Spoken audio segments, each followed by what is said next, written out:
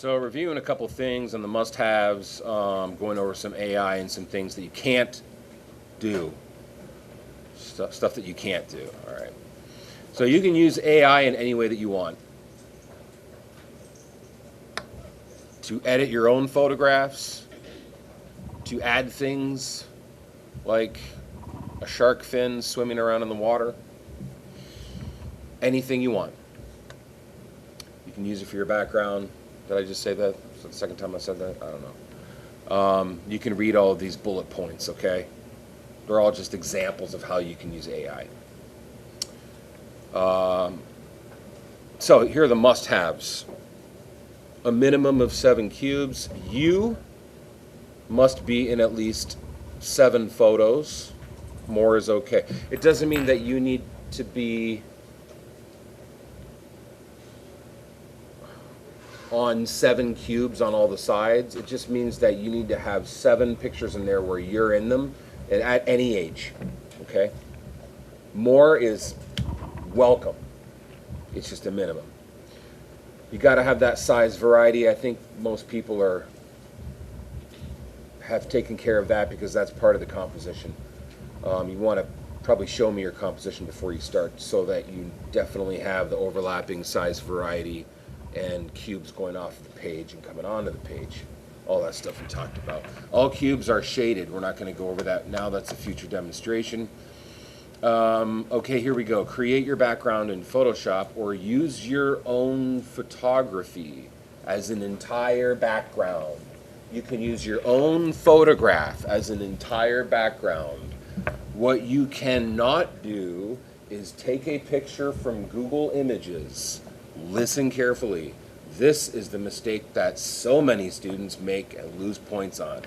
Don't take a picture from Google Images, save it, slap it on your Cubes project, and that's your whole background.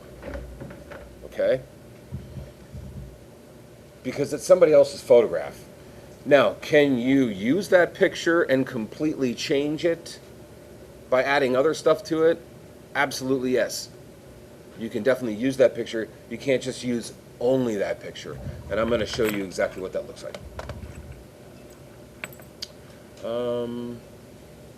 Here are some things that you may have. And I'm telling you, if you put these things in, your cubes are going to look better. Oh, wait. You may use more than 7 cubes. That's not required, but no, you can. Add your own drawings, paintings, or artwork.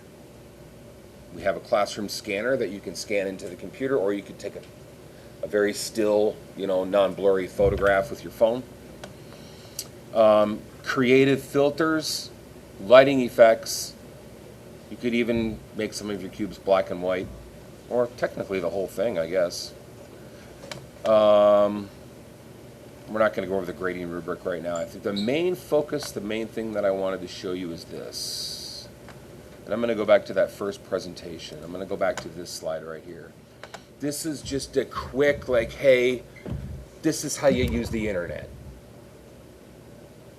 This is a photograph of Venice in the background. Did I use the full photograph? No. I only used the buildings, and then I cut them off. And then I added water. I think I looked up pond, maybe. And then after that, I added lily pads. Took down the opacity. I used blending modes. You guys know how to do all of that stuff. And then I used filters. This is a filter artistic watercolor. That's the filter that I used. And I mixed all that stuff together and I liked the effect. This weird looking sphere thing I found from some other project or some other thing that I was doing with my students, and I liked it. And I tossed it in my project, and I did the hue saturation and changed the hue and repeated it a couple times. And the same thing with this lamp is actually a piece of an artwork that I did. I took a photo, cut it out, and then repeated it. This is just an example of how to make a creative background without just grabbing a picture from Google, tossing it in, and calling it your artwork. Okay. All of these students that you see here have done creative backgrounds. it it looks like one room, but it's actually not. She created that entire room from like a couple of different textures, and then just used the Command T and sized it out. Even the lights from a different image. It's pretty challenging. I don't expect people to be able to do that, but if you can, knock yourself out. The floor, the wood floor, is also a separate photograph. Piecing things together, the wooden frame from a different photograph, the outside scene from a different photograph, the inside, everything is like cut out from different photographs. The only thing in here that looks really weird, it doesn't belong, is this cat food dish. Just looks really off. Everything else looks pretty good. Obviously you can see what's going on here. This is an example of something that you're allowed to do. You don't have to have a bunch of pictures from the internet. You don't have to use a bunch of AI little things.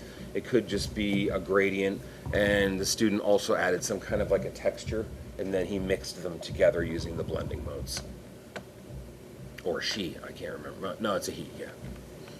So this, again, this is an option that is available. You're allowed to do that. Your whole background could just be blue or a solid color. I think you can see here what's going on, all the different things that have been added here. And this is what I've been working on this morning. I found this some other student's project, and I just added some stuff to it. This right here is a Filter Artistic oil paint. Wait, no, it's not in the artistic filters. It's in its own separate category. It's just called oil paint, I think. But you can see that was put on the water. I tried to put somebody standing on this rock fishing, but the AI kept spitting out these hideous images, these cartoons, even though I kept telling it to use a realistic photo. So I found a person in a boat fishing. That's an AI right there. That is generative fill. That is AI. This shark fin is AI. These penguin, no, the frog is AI. The two penguins are two separate pictures from the internet. How do you find a picture from the internet without having to cut out anything? Who said it? Say it louder. Transparent, yeah. Find a transparent image, no background to cut out, or do a search and then put white for the background. And then once you bring it into Photoshop, it's super easy to cut out white. It's one click with the magic wand and it's gone. Or one click with the select subject and it's gone. All right, so that's a little bit about the cubes. I'm not going to go over anything else. I want to talk about this. Wait, I guess I can stop this demo now.